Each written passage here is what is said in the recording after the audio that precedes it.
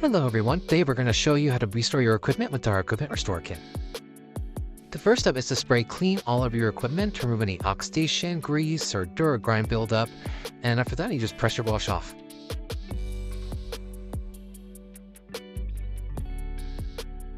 The second step is to spray prep all of your equipment to remove any pollution or calcium buildup, and after that you just pressure wash off.